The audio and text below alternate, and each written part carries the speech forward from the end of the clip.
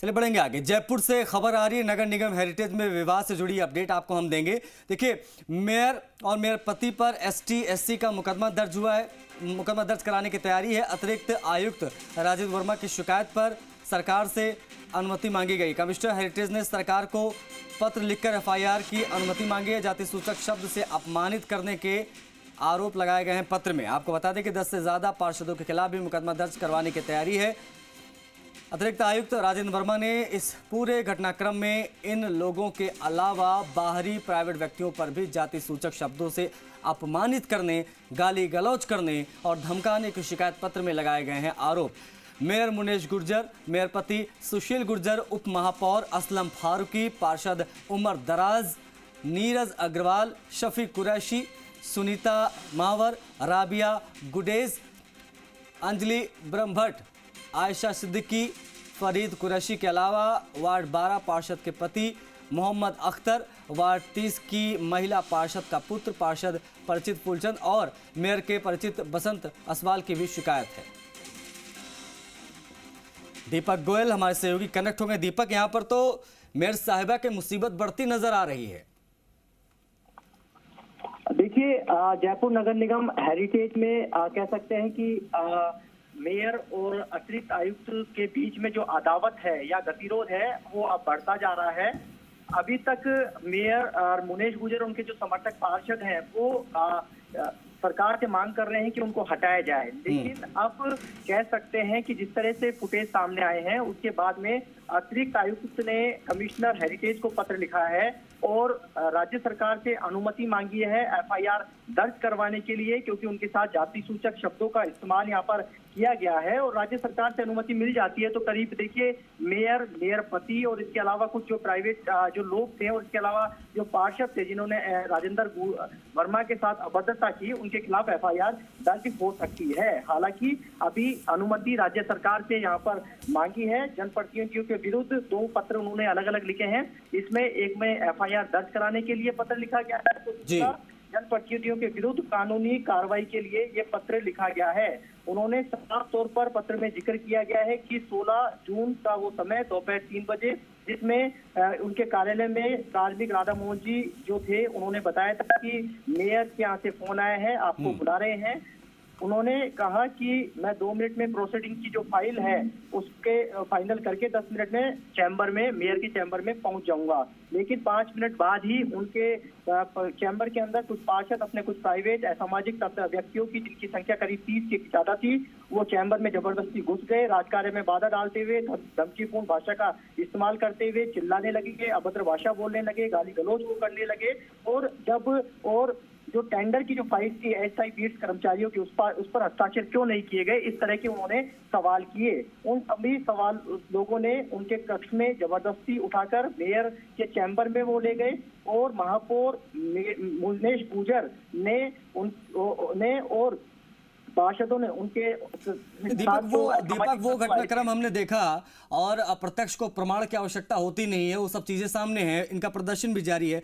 लेकिन जो मांग की गई है, ये मांग और सरकार की तरफ से दिखाई जा रही खामोशी, जाहिर की जा रही खामोशी, ये क्या इशारा है? क्योंकि प्रदर्शन जारी है, सरकार की तरफ से अभी कोई रिएक्शन नहीं आया है। अब ऐसे में मांग की है कि हमें अनुमति दीजिए, हम इनके ऊपर मामला दर्ज करवाएं। क्या संभावना है कि इनके ऊपर मामला यहाँ पर दर्ज होगा?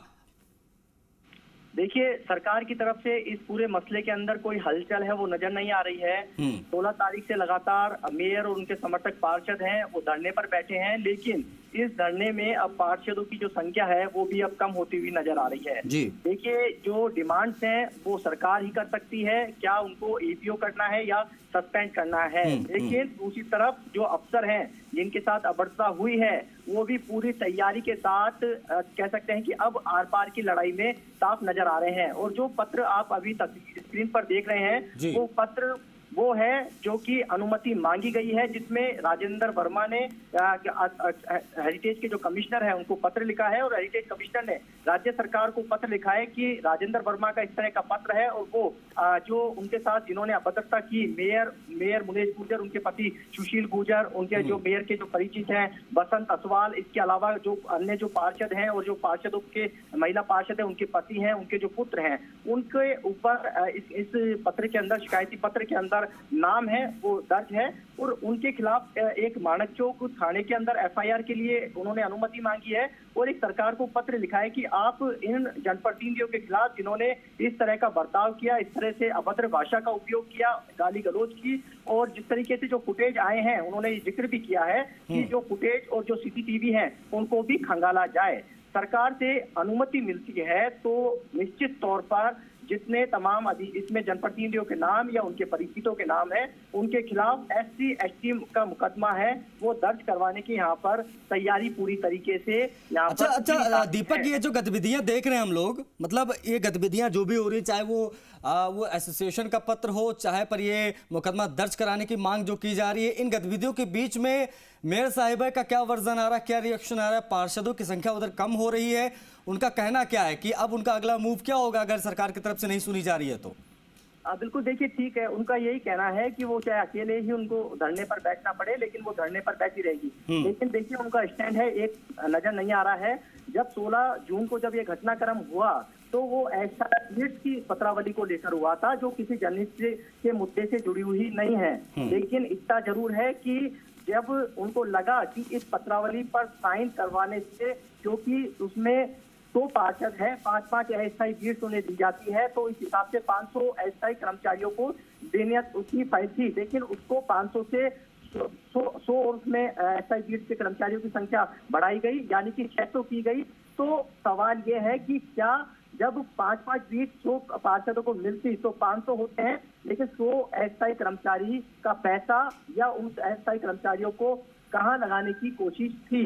क्या उन्होंने इसको लेकर फैसला किया कि 500 की जगह 600 अस्थायी भीड़ की कर्मचारियों की ली जाए? दूसरी बड़ी बात यह है कि अब जिस तरीके से मेयर मुनेश गुर्जर भी अलग थलग नजर आ रही है, क्योंकि इसमें जो हवा महल के अलावा जो 3 विधानसभा और कांग्रेस के जो जिनमें विधायक हैं, जिसमें सिविल लाइन के 12 पार्षद हैं वो कहीं नजर नहीं आ रहे हैं, जो किशनपोल के जो अधिकतर पार्षद हैं वो नजर नहीं आ रहे हैं, और आदर्श नगर के जो पार्षद हैं वो इसमें धरने के अंदर उनकी संख्या भी ना के बराबर है।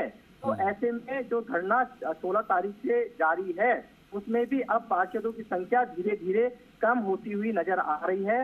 लेकिन इतना जरूर है कि इस गतिरोध से आपस में टकराव है वो जरूर है, वो देखने को यहाँ पर मिल रहा है कि शहर का नुकसान हो रहा है और अफसर हैं अब आर पार की लड़ाई के अंदर जिनके साथ अभद्रता राजेंद्र वर्मा के साथ हुई है वो पूरी तरीके से अब सरकार से उन्होंने अनुमति मांगी है कि आप अनुमति दीजिए, एक तो कानूनी कार्रवाई कीजिए, साथ में SC ST एक्ट के तहत जिस तरीके से जाति सूचक शब्दों का जो पार्षदों ने इस्तेमाल किया है, अभद्रता की है, गाली गलौज की है, उनके खिलाफ FIR। अच्छा, 2 चीजें हैं दीपक, एक तो ये वाली बात हो गई कि भाई वर्मा जी से जो है बदतमीजी हुई है, उनके साथ बदसलूकी हुई है, उसका वीडियो हमने देखा।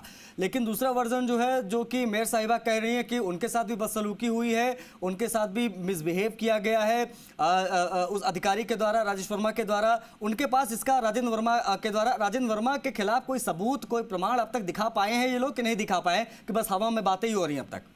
बिल्कुल, देखिए आपने ठीक कहा है कि ये पूरा मामला है। अब तक आप देख सकते हैं कि 2 दिन पहले तक ये मामला पूरी तरीके से राजेंद्र वर्मा के खिलाफ जा रहा था, लेकिन उस घटनाक्रम के वीडियो जब सामने आए तो कहीं ना कहीं अब ये मामला उल्टा होता हुआ नजर आ रहा है, क्योंकि अब तक जो आरोप मेयर के जो समर्थक जो पार्षद हैं, जो अतिरिक्त आयुक्त राजेंद्र वर्मा पर आरोप लगा रहे थे कि उनके साथ अभद्रता की गई, गाली गलौज की गई और उनको अशोभनीय भाषा का इस्तेमाल किया गया। लेकिन जिस तरीके से वीडियो फुटेज आए हैं उसमें आप देखिए कि जो प्राइवेट व्यक्ति हैं, बसंत अग्रवाल जो गुलाबी शर्ट में टी-शर्ट में नजर आ रहे हैं, जो मेयर के परिचित बताए जाते हैं, उनको आप देखिए कि किस तरीके से उसमें विवाद है, वो उनको धमकाते हुए नजर आ रहे हैं। मुनेश गुर्जर जो कि जयपुर शहर की प्रथम नागरिक हैं, वो कैसे धमकाती हुई नजर आ रही है कि आप ज्ञान मत दीजिए, फाइल पर साइन कीजिए और तभी आपको बाहर निकलने दिया जाएगा।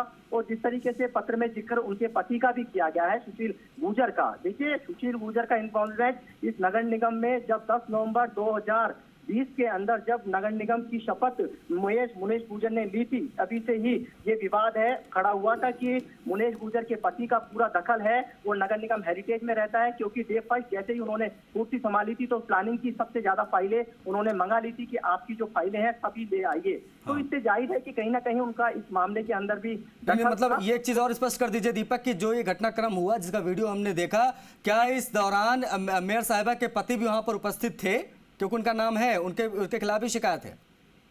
देखिए सीसीटीवी ये फुटेज है, लेकिन उसमें जो जिक्र किया गया है पत्र के हवाले से जो हम बता रहे हैं, उसमें कहा गया कि उनके जो पति हैं सुशील गुर्जर, उन्होंने भी उनको यहाँ पर धमकाया है और धमकाने के साथ में उनको बाहर नहीं जाने दिया, उनको नजरबंद करके रखा। एक सीनियर रैंक के आरएएस अफसर के साथ इस तरह का बर्ताव उचित नहीं है। उन्होंने जिस तरीके से जो नाम लिए गए हैं उसमें कहा गया है कि वहां पर पुलिस के पहले के अंदर उनको वहां से बाहर निकलने दिया गया और सुनीता मावर, राविया गुरेज, अंजलि ठीक है दीपक,